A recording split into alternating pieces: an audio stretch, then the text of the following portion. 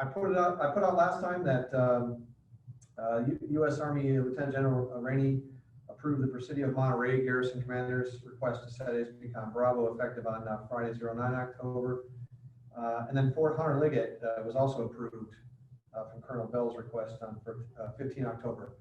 Those are totally separate chains of command, completely different service. Obviously, it's a consideration within U.S. Navy lifelines, what other DoD installations are doing in the area. However, we are still at HPCON Charlie, so Health Protection Condition Charlie here at Naval Support Activity Monterey, along with the remainder of Navy Region Southwest, so all of the 10 major installations for the Navy in the 6 states that comprise Region Southwest. I don't have an estimate of when we're going to possibly transition to HPCOM Bravo. However, we continue to provide the most up-to-date information. That's in a format that U.S. Naval Forces North, which is out of Norfolk, Virginia, headed up by Admiral Grady, has in store for us in terms of what information he finds pertinent. We're painting the picture in the most timely and accurate way we can in order for higher headquarters to make an informed decision. So we'll wait to see what happens. As we go forward, we will work through this together. So I ask for your patience and understanding as we continue, as I said, to communicate up the chain of command what our situation is here and throughout Region Southwest. But I did want to say that as a team here at Naval Support Activity Monterey, we're collectively ready to safely yet timely as possible move out with restoring services and enabling a mission, et cetera, on this installation as soon as Admiral Grady makes a decision for the U.S. Navy installations here in Region Southwest. So we have a game plan should the Admiral up in Norfolk decide that it's time to transition to HPCOM Bravo. You're not going to see a ton of changes, I will admit, because we've done what's called decoupled so many services already from our business lines with Admiral Grady's approval. Most of those are not fully restored, and there's mitigations involved in those. But we've had so many that have been decoupled from what would otherwise be limited with Health Protection Condition Charlie. That you're not going to see a ton, but there's going to be some market changes should we be able to go to HPCOM Bravo, particularly within dining, food, beverage. We'll have some additional ability to restore some services along with our child youth programs. So that's just to name a few. Also within safety, motorcycle safety courses is another thing that we'll be able to most likely do. With that said, we have a couple of new items. The Navy Exchange here at Naval Support Activity Monterey, the main store will have holiday operations so on Sundays. So currently in the COVID environment, the main store at NEX is not open, but the main store will be open on Sundays for the holidays from November 29th through December 20th from the hours of 10 to 1600, so 10 to 4 p.m. In the afternoon. Also, the barber shop will resume Saturday operations beginning on October 31st with one barber, unless business indicates otherwise. In other words, the demand is high enough, we'll just stick with the one barber. But hours are on Saturday will be from 09 to 15:30. In other words, 3:30 in the afternoon. So that's a nice thing that the NEX is doing to restore some of the services with the mitigations that are in place. The other one I want to mention is that the Naval Support Activity Monterey Fitness Center, including the NOFs, will be closed for the federal holiday, Veterans Day, Wednesday, 11 November. So please keep that on your calendars. Just note that the gym, the fitness center, and the NOFs next to the exchange will be closed for Veterans Day on Wednesday, the 11th of November. And on that note, you can use the time that you wouldn't be going to the gym or the NOFs to go online to Facebook and watch the Navy Southwest virtual Veterans Day concert. So Navy Band Southwest is going to provide content to be used for a virtual Veterans Day concert on 11 November 2020 Please monitor the Naval Support Activity Monitoring Command Facebook page for more details as we get closer to Veterans Day. And a couple of reminders. One of those is that the PERS 23, so Naval Personnel Command 23, it's an office code. The Navy ICA services, in other words, the CAC and DEER's office here on board the installation. It restarted normal hours on Monday, October 5th, and it remains by appointment only. Those hours are Monday through Friday, 07:30 to 15:40, so 3:40 in the afternoon, with lunch around noon time frame, with signage up there appropriately saying that they're currently at lunch. Mary Lou Mattel is the person to contact if you have questions. Her email address, if you don't have that, is matel@nps.edu. So that's Mike Alpha, Tango Echo Lima. Also, we have an additional new staffer on board there. So we have a second customer service representative that works in the office now, along with Mary Lou, and her email address is JULYSAVALENCIO.CTR@nps.edu. So if you want, that's probably a lot to digest. So if you send an email to Mary Lou, just say that you also would like to get the new representative's email address also, and add that to the reply. Another reminder is that for our military service members that receive their dental services from the dental clinic here on board the installation up in the fourth deck, Herman Hall, it's the Navy Administrative Medical Unit Dental Department is open for all dental procedures to include dental cleanings for authorized patrons. NAMU, that's the dental department, ask patients call ahead because the policy remains appointments only. Their number is 831-242-7581 or 5614. There's no walk-ins unless for and during the sick call hours. And even then, they request to have a phone call from that military service member explaining why they have dental needs and what type of dental needs they are, so they can be prepared. Also, as a reminder, Fleet and Family Support Services is not seeing in-person or is not conducting in-person services. However, all the services are available telephonically. The main number to call is the Information and Referral Front Desk, and that's 831-656-3060. These services are available. We have new patient support, exceptional family member program, life skills, emergency management, financial management, relocation assistance, employment assistance, deployment support, transition assistance, volunteer ombudsman program, SAPR, so sexual assault prevention and response, and then Gold Star program. So if you call that main number, they'll get you to any of the individuals that run those programs, and you can get assistance with what you're requesting.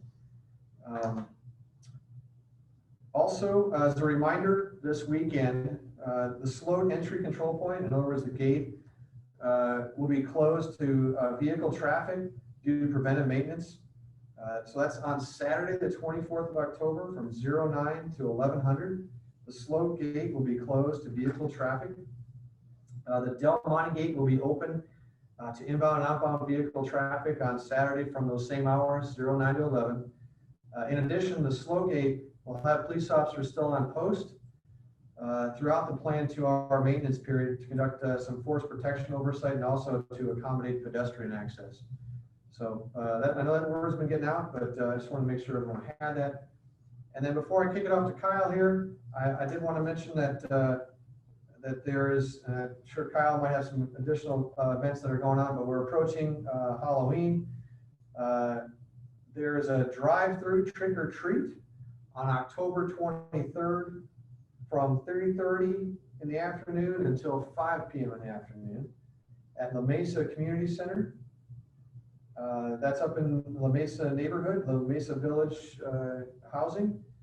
And also, I don't have the details on this next one, but it was mentioned in passing during a meeting yesterday, and that is reportedly La Mesa Elementary intends to do a drive-through haunted house on 30 October. That'd be a Friday. I don't have any of the details, and I was told that there's going to be some additional information put out as that date gets closer. So with that, I will hand it over to Kyle and see what he has to pass. Thank you, Skipper, and good afternoon to everybody at NSAM Monterey. Again, want to remind you that we are accepting questions in the chat room, so please put your questions in, and we will do our best to get to those here after a little wrap up here on quality of life stuff. So some of the events that are going on in the community in regards to Halloween. First off, the drive-through trick-or-treat is being hosted by the parks. So they're doing that on 23 October. So that's an opportunity for you to get your kids dressed up, drive through in the car, and pick up some holiday masks or holiday candy and so forth. And that's going to be at the La Mesa Community Center, 3:30 to 5 p.m. on 23 October. So that's this Friday, 3:30 to 5 p.m. At the La Mesa Community Center. And then our counterparts over at Presidio MWR, they are doing a Halloween event, and that is going to be on 30 October. So on 30 October, from same time from 3:30 to 5 p.m., it's going to be over at the General Stillwell Community Center, and they're going to be having handing out candy and so forth. So there are a few more restrictions for that since it is an MWR event. That is active duty, military, and DoD civilian ID holders only and their families. Everyone in the car needs to have a mask to go through, to drive through for that event and to get the candy and stuff. So, but please join our partners over there at Presidio. I know they're partnering with the parks on that event at the Stillwell Community Center. Again, that is on October 30th from 3:30 to 5 p.m. at the Stillwell Community Center. The only update that I have is as the skipper mentioned, as soon as we get to HPCon B, we do have a few additions or changes to the services that we're currently providing. We're really looking forward to getting those kicked off for you guys when we get the chance. I know a lot of you are looking forward to having some cocktails, appetizers outside the Trident Room in that beautiful rose garden.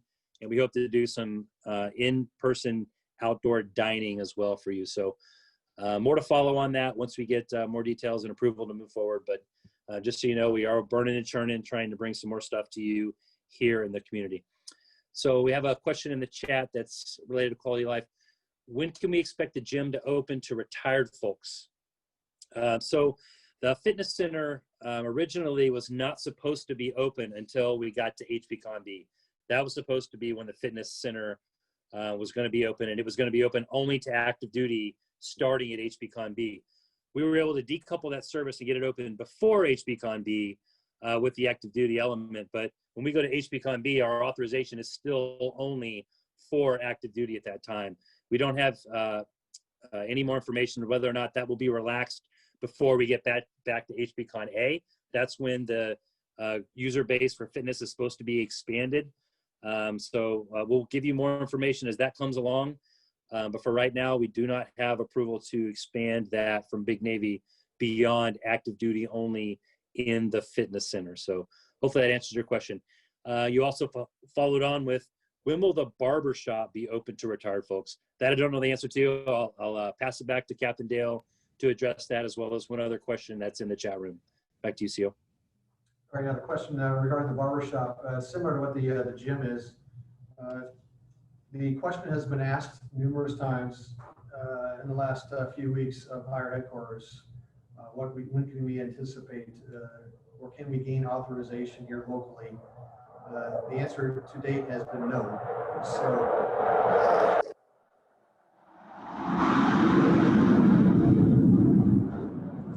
hopefully some of you can hear that. That was the sound of freedom. It warms my heart. Anyways, I'm glad I wore my flazy today. We've asked the question, and we have been told in HPCon Charlie, we're not going to get retirees in the barbershop. NEX would be more than happy to do it. The local persons that run that shop would also love to do it too. So the other question regards, let's see, comes -2, I think. Recently, I was told by the security guard at the main gate that I have to have my mask on when I'm entering. Okay, that's one part of it. And the neck gaiters were no longer allowed. So let's just talk. Luckily, I had the second mask. Otherwise, I would have had to drive home. I and others never were told about this new regulation. Need to have better comms between NSAM and NPS. Appreciate the feedback. In terms of communication between NSAM and NPS, the message was addressed to all Navy commands from the Chief of Naval Operations Office about there's two types of face coverings that are not authorized. One is the gaiter type face covering. The other one is a face cover that has any kind of vent on it. That was from about 3 weeks ago. And so as a result, we let commands absorb that over the course of about 2 weeks or so until those at the front gate or the slope gate were told to just give people a tactful and a friendly reminder that there is a directive from the Chief of Naval Operations. It's not to be lawyered, it's not to be questioned, it's what it is. Obviously, there was a reason why the CNO's office decided to put that directive out.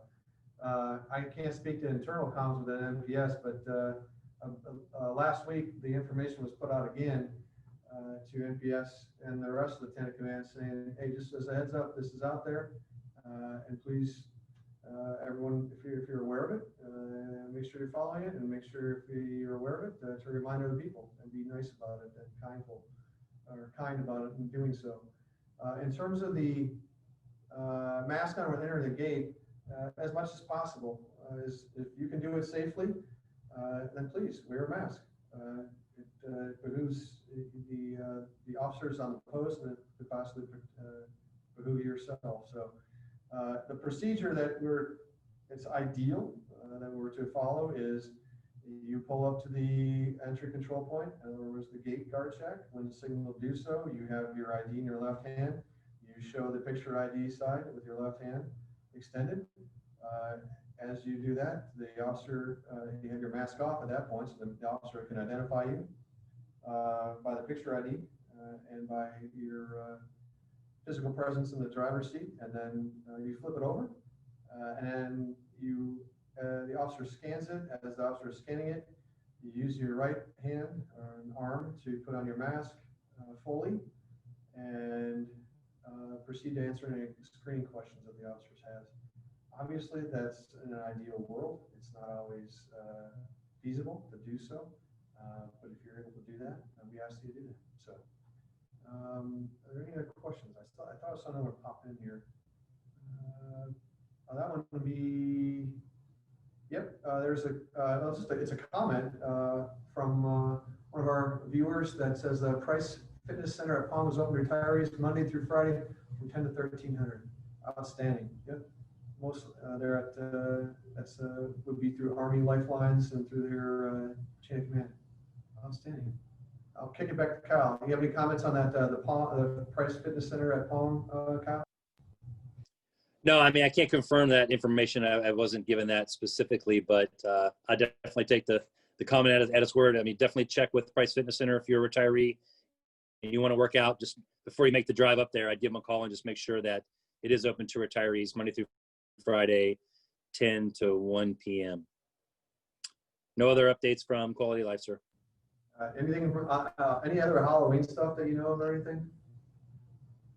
That's all the Halloween stuff I know. Again, those two events, you got one this Friday in La Mesa, 3:30 to 5, and then you have one out at Stillwell, then following Friday, 3:30 to 5. So those are open to the DoD and military community. All right. Do we have any additional questions? I don't see anything in the chat. We'll give it a minute or two. And